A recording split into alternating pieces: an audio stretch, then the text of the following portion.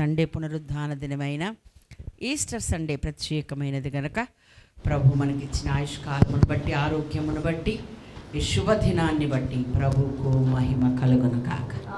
ఆమేన్. హల్లెలూయా. Good Friday ఆరాధన చాలా చక్కగా సంతోషంతో 6 గంటలు ప్రభు శిలువ మీద ఉన్న 6 గంటలు కూడా మనము ఆయన్ను ధ్యానించడానికి, ఆయన్ను మహిమపరచడానికి ఆ సమయాన్ని ఉపయోగించాము. అందుకు మనము ధన్యులం. దేవునికి స్తోత్రం. హల్లెలూయా.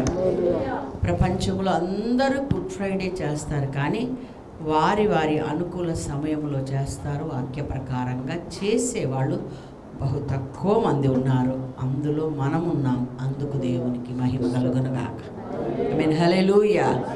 అలాగే క్రైస్తవ జనాంగం చాలామంది భూమి మీద ఉండవచ్చు, ఎత్తబడే వాళ్ళు మాత్రం కొంతమంది. అందులో మనం ఉండడం మనకు ధన్యం.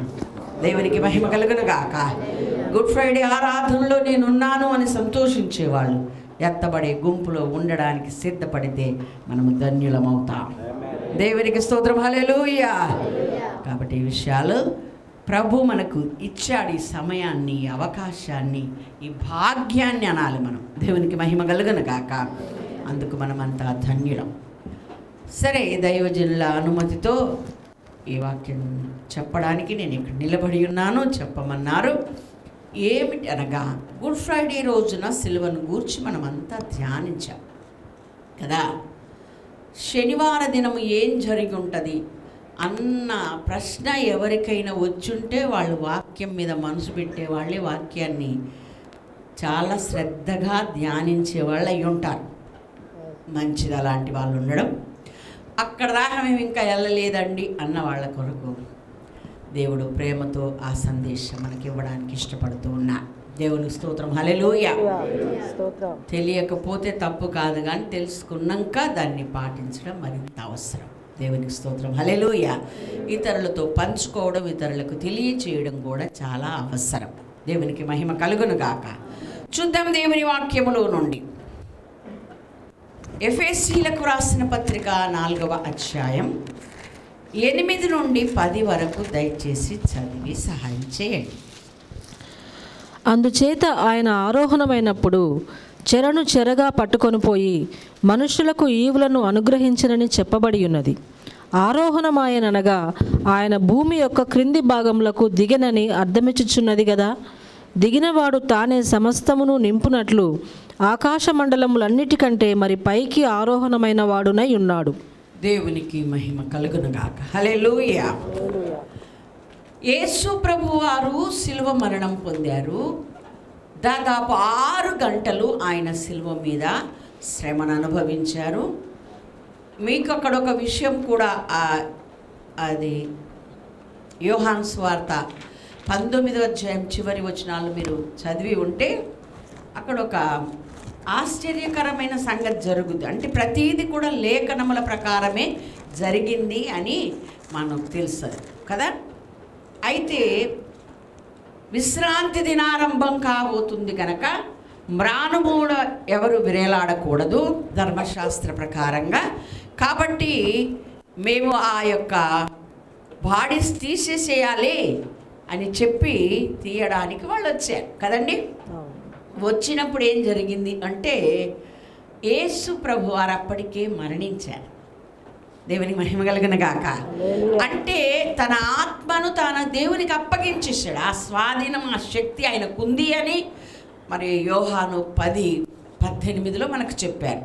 ఎవరు నా ప్రాణమును తీసుకునడం లేదు, దీనిని పెట్టుటకును తిరిగి తీసుకున్నటకు నాకు అధికారము కలదని చెప్పాడు కనుక ఆయన ఆ శిలువ మీద పలకవలికినటువంటి పలికిన 7 మాటలు పలికి చివరి మాటగా, తండ్రి నీ చేతికి నా ఆత్మను అప్పగించుకుంటున్నానని చెప్పి ప్రాణం వదిలిపెట్టాడు. అయితే వీళ్ళకి అది శక్తి లేదు, వీళ్ళు మామూలు మనుషులు కదా, వాళ్ళు ఇంకా మరణించలేదు. అందుకని 2 కాళ్ళు విరగ్గొట్టి చనిపోయాక, రక్తం చనిపోయాక తీసుకెళ్ళి సమాధిలో పెట్టారు.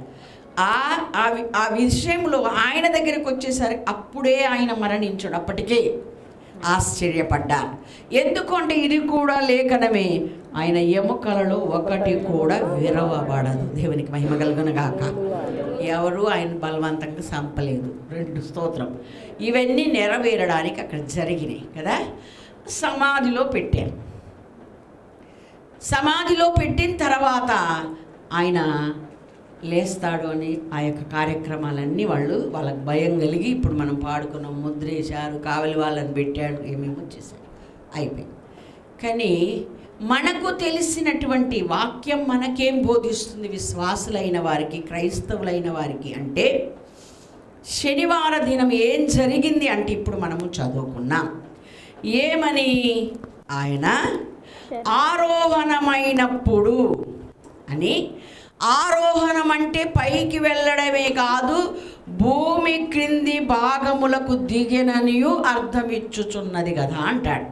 ఓకే, అనగా ఆరోహణం అంటే ఆయన పరలోకమునకు పునరుద్ధానుడై వెళ్ళక ముందు సమాధిలో పెట్టి ముద్ర వేసిన మరుక్షణమే ఆయన ఎక్కడికి వెళ్ళాడు? ఆయన ఆత్మస్వరూపిగా భూమి క్రింది భాగములకు, పాతాళంలోనికి వెళ్ళాడు.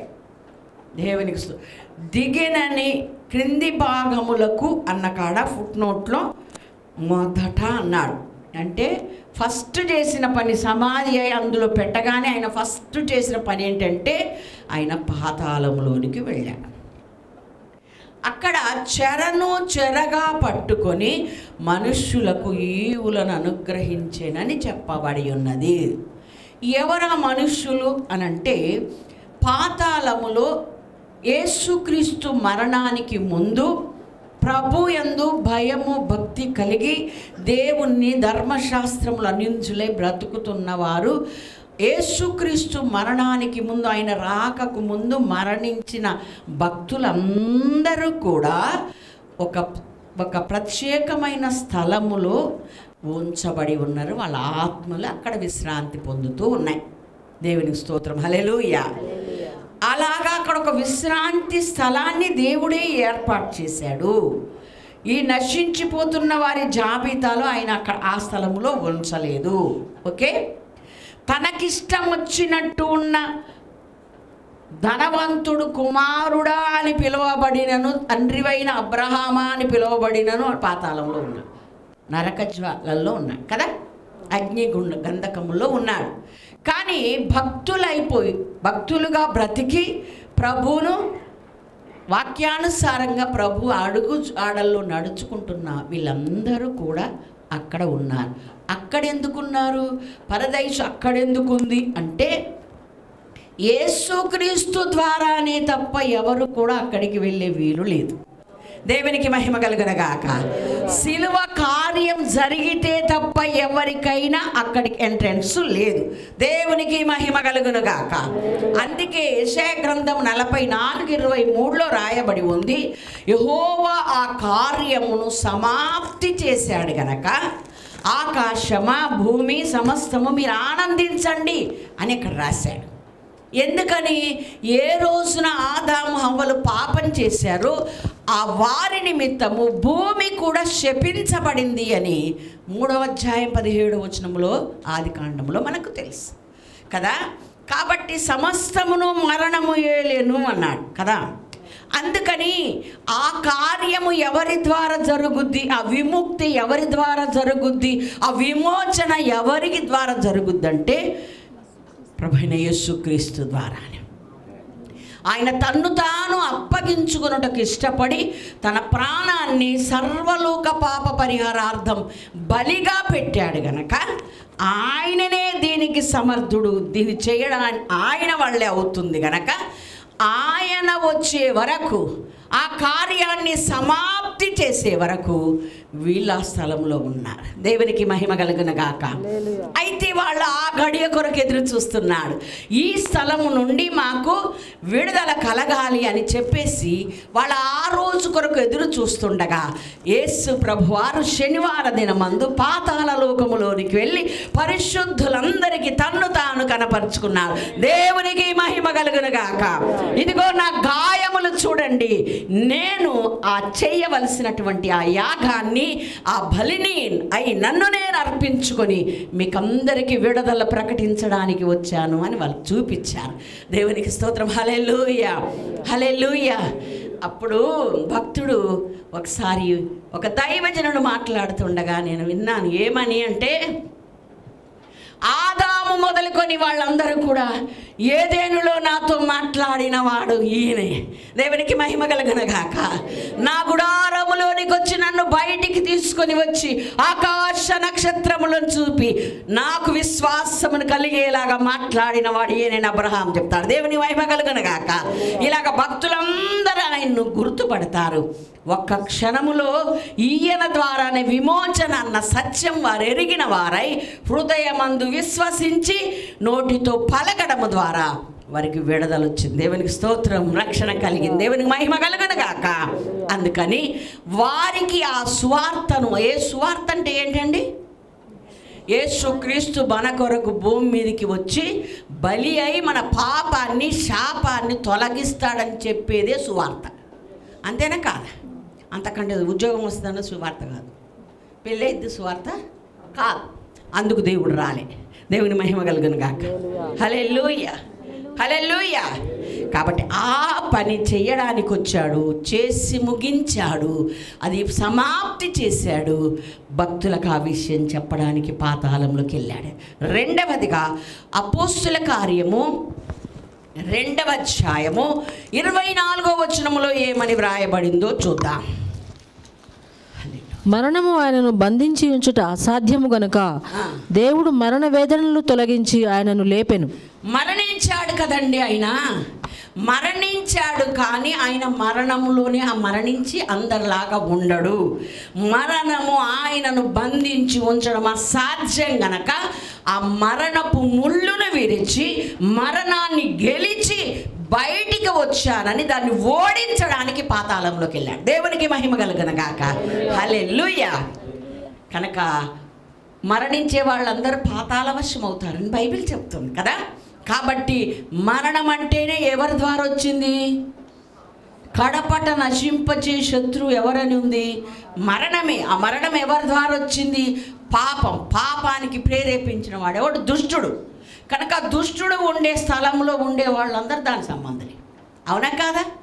కాబట్టి ఆ యొక్క ప్రాంతములో ఆ పాపాన్ని, ఆ మరణాన్ని కూడా నేను జయించాను అనడానికి రుజువుగా ఆ నరక వేదనలోనికి ఆయన వెళ్ళి దాన్ని కలగజేస్తున్న ఆ పాపం యొక్క ముళ్ళును విరిచి ఆయన ఏం చేశాడు? మరలా జయించిన వాడై బయటకు వచ్చేసాడు. దేవునికి స్తోత్రం. మరణము ఆయనను బంధించి ఉంచుట సాధ్యం కనుక మరణాన్ని గెలిచి లేచిన వాడు మన దేవుడు. దేవునికి స్తోత్రం. హల్లెలూయా. ఇప్పుడు పాడుకున్నాం కదా, మరణము గెలిచేను. ఒక్కో పాట ఉంది, పెద్దలు రాశారు. మరణము గెలిచేను జయేసు, మరణమే ఓడేను జయేసు. దేవుని మహిమ కలుగును గాక. యూట్యూబ్లో అయినప్పుడప్పుడు నేర్చుకోండి. ఇప్పుడైనా పాడుకుందాం. ఓకే, ఇవి పాడుకుందాం. దేవుని స్తోత్రం. హల్లెలూయా. ఎందుకంటే వెనకట భక్తులు రాసిన పాటలండి, అసలు పాడుతుంటేనే సువార్త అంతా అర్థమైపోద్ది. దేవుని మహిమ కలుగునుగా. ఇంకా మళ్ళీ వివరించాల్సిన అవసరం లేనంతగా చక్కగా వాళ్ళ ఆ యొక్క పొందుపరచారు. సరే, అలాగా మరణాన్ని జయించి ఆయన జయించడానికి బయటికి వచ్చాడు. దేవునికి స్తోత్రం. హల్లెలూయా. అక్కడి భాగంలో మీరు కీర్తనలు చదువుకుంటారు ఎప్పుడన్నా? అదేంటండి అలాగడిగారు అంటారా? కీర్తనలు చదివేటప్పుడు 16వ కీర్తనలో కొన్ని మాటలు ఉంటాయి. అదే మాటలు మళ్ళీ ఇక్కడ 25 నుంచి రాశారు. అపోస్తుల కార్యం 2వ అధ్యాయం 5 నుంచి 25 నుంచి రాశారు. ఏమని? అక్కడ 8 నుండి 10 వరకు ఏముంది? సదాకాలము యెహోవా యందు నా గురి నిలుపుచున్నాను. ఆయన నా కుడిపార్శ్వమందు ఉన్నాడు గనక నేను కదల్చబడను. అందువలన నా హృదయం సంతోషించుచున్నది, నా ఆత్మ హర్షించుచున్నది, నా శరీరము కూడా సురక్షితముగా నివసించుచున్నది. ఎందుకనగా నీవు నా ఆత్మను పాతాళంలో విడిచిపెట్టవు, నీ పరిశుద్ధిని కుళ్ళు పట్టనీయవు, జీవ మార్గమును నీవు నాకు తెలియజేసేవు. మహిమ కలుగునగాక. ఈ మాటలనే మరలా అపోస్తుల కార్యం 2:25 నుండి కింది వరకు వ్రాయబడి ఉంది. 28 వరకు రాశారు. ఓకే, దేవుడు మరణించి అలాగే ఉండుట అసాధ్యం, మరణం ఆయనను బంధించి ఉంచుట అసాధ్యం కనుక ఇవన్నీ లేఖనాల్లో రాయబడినాయి. ఆయన ఆ బాడీ అక్కడ ఉండి, మనకైతే 24 గంటలు దాటితే అయిపోయింది బాడీ సంగతి కదా, ఎవరికైనా సరే కుళ్ళడం మొదలు పెడుతుంది. అందుకనే నీ పరిశుద్ధుణ్ణి కుళ్ళు పట్టనీయవని నేను ఎరుగుతున్నా అన్నాడు. దేవునికి స్తోత్రం, హల్లెలూయా. ఆయన శరీరము కుళ్ళు పట్టదు, ఎందుకంటే ఆయన దేవుడు గనక. దేవునికి మహిమ కలుగనగాక. దేవాతి దేవుడే నరుడుగా భూమి మీదకి వచ్చి ఆయన నరులతో మాట్లాడడానికి, చేయవలసిందంత చేయడానికి ఆయన వచ్చాడు. ఆయన దైవ నరుడు. దేవునికి స్తోత్రం, హల్లెలూయా. కనుక ఈ విధంగా ఆయన చేయవలసిన కార్యాన్ని శనివారం నాడు చేశాడు. దేవునికి స్తోత్రం, హల్లెలూయా. మరణమును ఓడించాడు, దాని ముళ్ళును విరిచాడు. అందుకే 50వ మొదటి కొరింథీ 15:54 ఉంటుంది. ఓ మరణమా నీ ముళ్ళెక్కడా, ఓ మరణమా నీ విజయం ఎక్కడ. దేవునికి స్తోత్రం, హల్లెలూయా. ఇంతవరకు భూమి మీద మరణాన్ని ఓడించిన వారు ఎవరు లేరు. మరణం మీద ఆధిపత్యం కలిగిన వాడు ఒక్క దేవుడే. దేవునికి స్తోత్రం, హల్లెలూయా.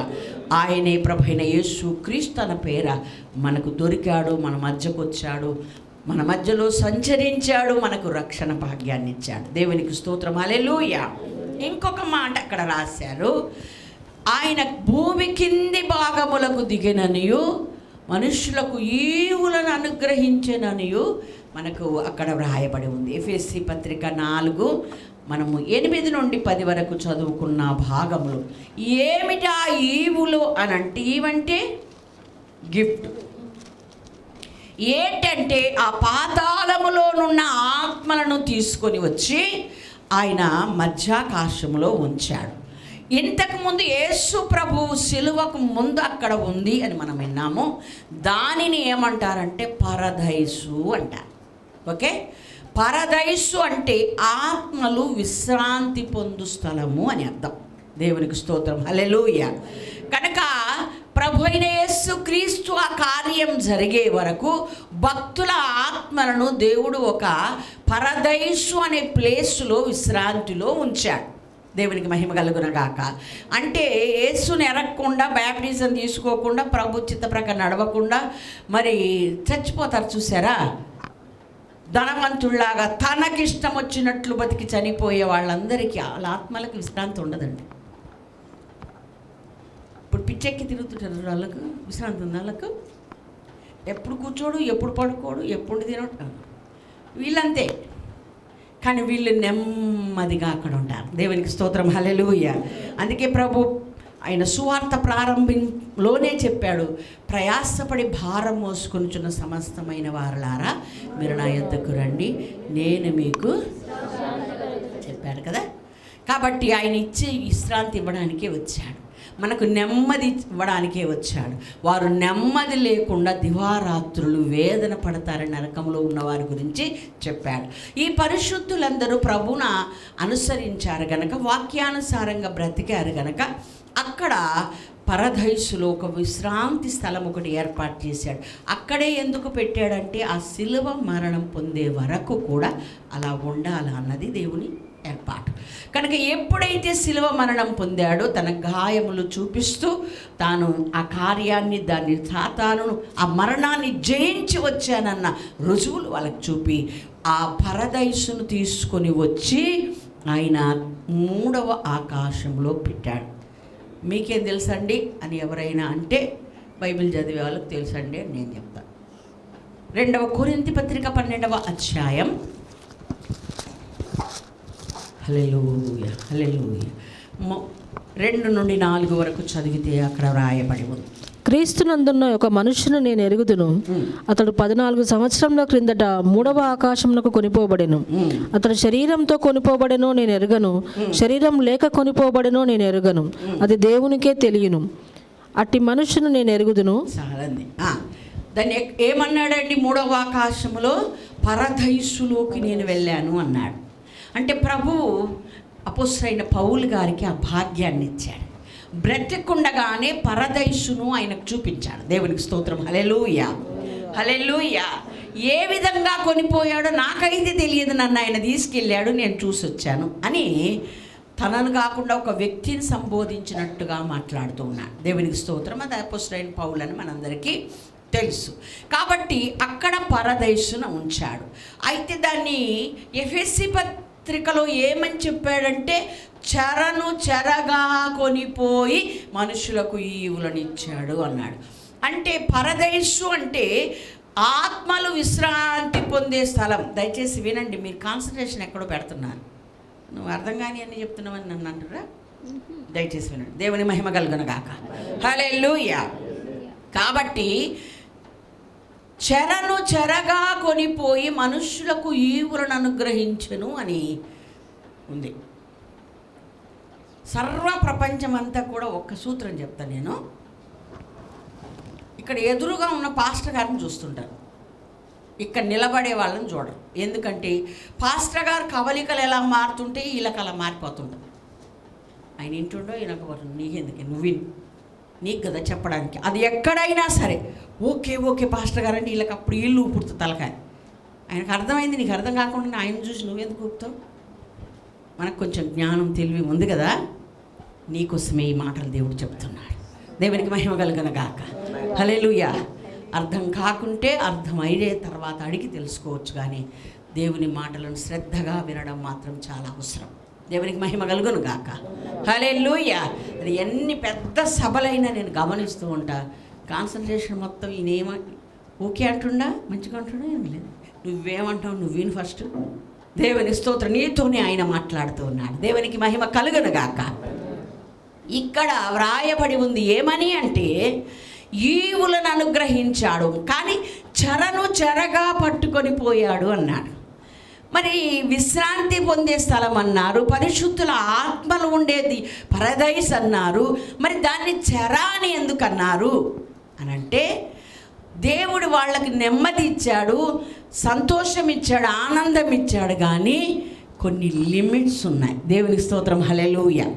అందుకే యాకోబు పత్రికలో అంటాడు, స్వాతంత్రమునిచ్చు నియమము అన్నాడు. అంటే దేవుడు మనకు ఆత్మలో స్వాతంత్రం ఇచ్చాడు, సాతాను బందీలుగా లేకుండా మనల్ని విడిపించాడు. మనము శరీర సంబంధులమై పాపమునకు అమ్మబడిన వారమైతే ఆయన అమూల్యమైన రక్తము ప్రాణాన్ని మనకిచ్చి మనం దానిలో నుండి విడిపించాడు. దేవునికి స్తోత్రం. హల్లెలూయా. మీరు గుడ్ ఫ్రైడే రోజు నేర్చుకున్నారు కదా, మన మీద రుణముగా ఉన్నటువంటి పత్రాన్ని దేవుడు మేకులతో సిలువ కొట్టాడు. దేవునికి మహిమ కలుగును గాక. హల్లెలూయా. ఆ సాతానుని నిరాయుధునిగా చేసి, వాడి సమూహాన్ని నిరాయుధుడిగా చేసి వేడుకకు కనపరిచాడు. అంటే వాళ్ళను ఒట్టి చేతులతో పంపేశాడు. ఇక వాళ్ళు మన మీద ఏమీ చేయడు. పాపమునకు ఇక మన మీద ప్రభుత్వము లేదు. ఇచ్చాడు స్వేచ్ఛ, కానీ లిమిట్స్ ఉన్నాయి. దేవుని స్తోత్రం. హల్లెలూయా. హల్లెలూయా. రాజగృహంలో ఉన్న వాళ్ళకి అంతా వాళ్ళకి ఏం అడ్డు లేదండి, అన్నీ అనుభవించవచ్చు. కానీ ఎప్పుడు పడితే అప్పుడు బయటికి వెళ్ళి అటు ఇటు వ్యవహరించి పబ్లిక్ గార్డెన్లో కూర్చొని వస్తామంటే ఊరికి నోరు మూసుకుపో లోపలికి కుదరదు. ఓకేనా?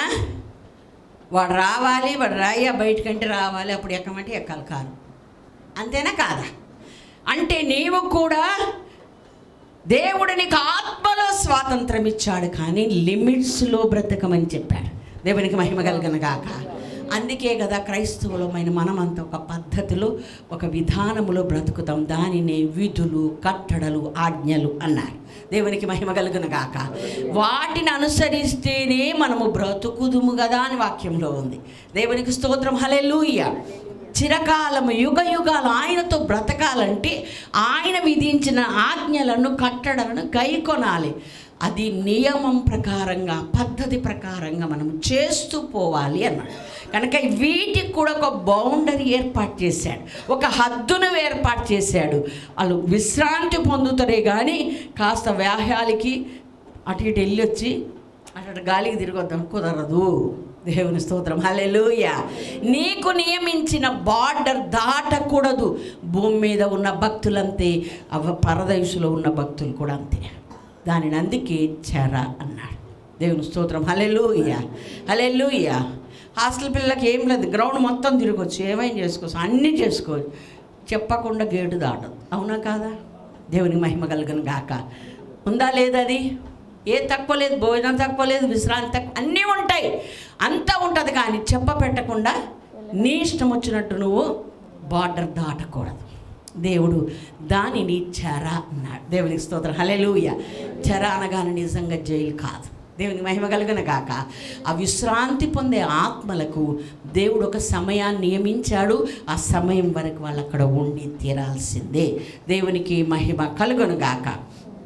అందుకనే దావీదు అన్నాడు, నీ పరిశుద్ధిని నీవు కుళ్ళు పట్టనీయవు అన్నాడు. అలాగే అపోస్తుల కార్యం 13వ అధ్యాయంలో కూడా మరలా తిరిగి యూదులందరికీ ఆ లేఖనాలను వివరిస్తూ తెలియచేస్తున్న మాటలను మనము చదువుకుందాం.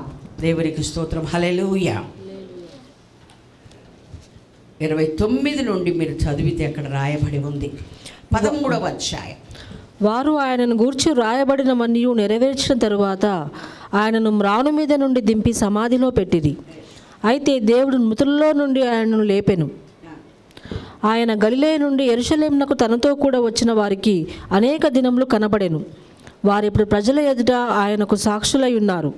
దేవుడు యేసును లేపి పితరులకు చేసిన వాగ్దానమును మన పిల్లలకు నెరవేర్చి ఉన్నాడని మేమును మీకు సువార్త ప్రకటించుచున్నాము. ఓకే, 36 చదువు తల్లి. 13:36. దావీదు దేవుని సంకల్పం చొప్పున తన తరము వారికి సేవ చేసి నిద్రించి తన పితరుల యొద్దకు చేర్చబడి కుళ్ళిపోయాను గాని దేవుడు లేపిన వాడు కుళ్ళు పట్టలేదు. దేవునికి మహిమ కలుగును గాక. అందుకే దావీదే రాశాడు ఇవన్నీ కూడా. దావీదు ద్వారానే దేవుడు వ్రాయించాడు, ప్రవచన రీతిగా పలికించాడు. కానీ దావీదు మనిషి ఆయన కుళ్ళు పట్టాడు, ఇదైపోయాడు. కానీ ఎవరి గురించి అయితే వ్రాయబడి ఉందో ఆ లేఖనము నెరవేరున్నట్లుగా ఈయన కుళ్ళు పట్టకుండా ఆయన లేచాడు. దేవునికి మహిమ కలుగును గాక, హల్లెలూయా. అందరి వల్లే మరణం పొందినను మరణంను జయించడానికి మరణం పొందాడు తప్ప మరణం ఆయన్ను బంధించి ఉంచడం సాధ్యమన్న సంగతి మనం ఎరుగుదము అని ప్రపంచానికి తెలియజేయడానికి చేసిన కార్యము శనివారం చేశాడు. అలాగే 1 పేతురు పత్రికలో ఉంటుంది, నోవహు ఓడ అప్పుడు కూడా ఆయన ఆత్మస్వరూపిగా వెళ్ళి అవిధేయుల వారైన వారందరికీ సువార్తను ప్రకటించాడట. అలాగే ఈ పాతాళములో కూడా దేవుడు తాను చెయ్యదలుచుకున్న కార్యాన్ని చేసి ముగించానని వీరికి కూడా సువార్త ప్రకటించాడని 1 పేతురు పత్రిక 4వ అధ్యాయం 3-5 వచనాల్లో వ్రాయబడి ఉంది. సమయం లేదు కనుక మీరన్ని రెఫరెన్స్ల తర్వాత చదువుకోండి. కనుక మెట్టుకు మనము గ్రహించాల్సింది ఏంటి అనంటే, దేవుడు ఆయన చేసే కార్యాన్ని సమాప్తి చేసి ఆ విషయాన్ని మరి పరిశుద్ధులకు తెలియజేయడానికి పాతాళంలోకి వెళ్ళాడు. అందుకే కాదు, మరణము యొక్క ముళ్ళును ఇరవడానికి అక్కడికి వెళ్ళాడు. దేవునికి స్తోత్రం. మరణం మీద నాకు ఆధిపత్యం ఉంది అని రుజువు చేయడానికి ఆయన అక్కడికి వెళ్ళి మరణాన్ని ఓడించి ఆ సత్యాన్ని ఆ పరిశుద్ధులకు తెలియజేసి తన్ను తాను రుజువు చేసుకొని ఈ కార్యాన్ని నేను సమాప్తి చేశాను, ఇక మీదట ఇక్కడ కాదు మీరు ఉండాల్సిందని తీసుకొని వచ్చి మధ్యాకాశంలో పరదైసులో పెట్టాడు. దేవునికి మహిమ కలుగును గాక, హల్లెలూయా. అక్కడ దేవుడు తిరిగి రెండవసారి భూమి మీదకి పరిశుద్ధులను కొనిపోవడానికి, వధువు సంఘాన్ని తీసుకొని వెళ్ళడానికి భూమి మీదకి వచ్చే వరకు వాళ్ళు అక్కడ ఉంటారు. దేవునికి మహిమ కలుగును గాక. మీరు విశ్వాస వీరుల జాబితా మీరు చదువుకున్నప్పుడు చివరి వచనములో ఉంది, వాళ్ళందరూ ఇంత మహాకార్యాలు చేసిన, అసలు వాళ్ళు చేసిన కార్యాల్లో ఇంత కార్యం కూడా మనం ఏం చేయలేదండి, అయినా సరే మనము లేకుండా వారికి సంపూర్ణత లేదు. దేవునికి మహిమ కలుగును గాక, హల్లెలూయా. మనము కనబడి ప్రత్యక్షమైనప్పుడు ఇదిగో నేను స్వరక్తమిచ్చి కొన్న నా సంఘం ఇది, నా సంఘము క్రీస్తు అనే బండ మీద కట్టబడిన నా సంఘం ఇది, వధువు సంఘం ఇది అని ఆ పరిశుద్ధులకు పరిచయం చేసినప్పుడు, ఓహో అందుకేనైనా ఇంతకాలం నుండి మమ్మల్ని ఇక్కడ ఆపే వీళ్ళ కోసం ఎదురు చూడ్డాకని. ఎక్కడ కలుసుకుంటాం మనము? మధ్యాకాశంలో కలుసుకుంటామా లేదా? డౌటా మీకు? దేవుని స్తోత్రం. క్రీస్తునందుండి మృతులైన వారు మదకలేతురు, ఆ మీదట సజీవులమై ఉండి మనము రెప్పపాటున మార్పు చెంది వారితో కూడా మనం ఆయన దగ్గర కలుసుకుంటాం. అప్పుడు కలుసుకున్నప్పుడు వధువు సంఘమైన మనలను ఆయన రక్తములో కడగబడి పవిత్రపరచబడి పరిశుద్ధంగా గడియ వరకు బ్రతుకుతున్న వారిని. నిన్ననే మేము సుధాకర్ వచ్చిన మాట్లాడుకున్నాం. చాలామంది బ్యాప్టిజం తీసుకొని అయిపోయింది అనుకుంటారు. అయిపోదు. ఫస్ట్ జర్నీ స్టార్ట్ అయింది అన్నది మా ప్రీతమ్మ. అవును, అది కరెక్ట్. ఎలాగా? ఆయనతో నడవడం ప్రారంభమైంది. ఎందుకంటే అప్పటిదాకా ఆయనకు మనకు ఎడమైపోయింది. పాపం మన మధ్యలో వచ్చేసింది. ఎప్పుడైతే మనం పాపం నుండి విముక్తి పొందామో, విడుదల పొందామో, పరిశుద్ధులముగా మార్చబడ్డామో, ఆయనతో మనకు నడవడానికి, కలిసి ఉండడానికి సహవాసం దొరికింది. ఇక అప్పటి నుండి ప్రారంభం. దేవునికి స్తోత్రం, హల్లెలూయా. అందుకే రక్షింపబడి ఆ గడియ వరకు ఎవరైతే విశ్వాసాన్ని కాపాడుకుంటూ మరి ప్రభు సన్నిధిలో ఉంటారో, ప్రభు కోసం నిలబడతారో, ఓపికతో సహిస్తారో, వారందరూ ఆ యొక్క మధ్యాకాశములో ఆ పరిశుద్ధులను కలుసుకుంటాం. అందరము కలిసి 17వ వచనం మొదటి తెస్సలోనికై 4:17 సదాకాలము మనం ఆయనతో కూడా ఉందాము. అందరం కలిసి మళ్ళా వెళ్తాము. మనము మేఘమండలంపై కొనిపోబడతాము. అక్కడ సదాకాలము ఉంటాం. పరదైసు ఇక్కడ ఉంది అన్న సంగతి మరలా మనకి ఇంకా నిర్ధారణ కావడానికి సిలువ మీద దొగ్గతో దేవుడు చెప్పాడా లేదా? నేడు నీవు నాతో కూడా పరదైసులో ఉంటా. దేవునికి స్తోత్రం, హల్లెలూయా. కాబట్టి ఆయనను, ఎందుకంటే ఆయన ఇప్పుడు ఆ పరదైసుని తీసుకుని రావడానికి వెళ్తున్నాడు గనక ఆ విషయం చెప్పాడు. పరదైసు అంటే ఏదో కాదు, ఆత్మలు విశ్రాంతి పొందు స్థలం. అలాగే మన పెద్దలు కూడా ఎవరెవరు క్రీస్తునందుండి మృతులయ్యారో వారందరూ కూడా ఈ పాత నిబంధన భక్తులతో పాటు ఆ పరదైసులో ఉంటారు. దేవునికి మహిమ కలుగును గాక. కాబట్టి ఆ అయితే మనం చేయాల్సింది, రాకడకు ముందు చనిపోతే క్రీస్తు నందుండి మరణించి ఆ పరదైసులో మన ఆత్మలు విశ్రాంతి పొందే ఆ స్థలానికైనా వెళ్ళాలి. లేకుంటే చివరి వరకు నిలబడి ఉంటే, ఒకవేళ రాకడ వరకు మనం బ్రతికే ఉంటే, మనము ఎత్తబడి మార్పు చెంది ఆయనతో కూడా మేఘమండలం మీద కొనిపోబడి ఆ గడియ కొరకైనా ఎదురు చూద్దాం. ఈ మహత్తరమైన కార్యము శనివారం నాడు దేవుడు చేశాడు. మనకు ముందున్న భక్తులకు ఒక శుభవార్తను తెలియచేశాడు. అందుకు వాళ్ళు ధన్యులయ్యారు. వింటున్న మనం కూడా ధన్యులమే. క్రీస్తు నందుండి మృతి పొందడానికి మనం అందరము సిద్ధపడదాం. రాకడలో ఎత్తబడడానికి, రెప్పపాటున మార్పు చెంది ఎత్తబడడానికైనా మనము సిద్ధపడదాం. మరణం ఇక మన మీద ప్రభుత్వం చేయదు. మరణం ఓడిపోయింది. అందుకు దేవునికి మహిమ అంటూ మనం ప్రభువును ఘనపరుస్తూ సాగిపోదాం. దేవుడి మాటలు దీవించును కాక. ఆమేన్, హల్లెలూయా.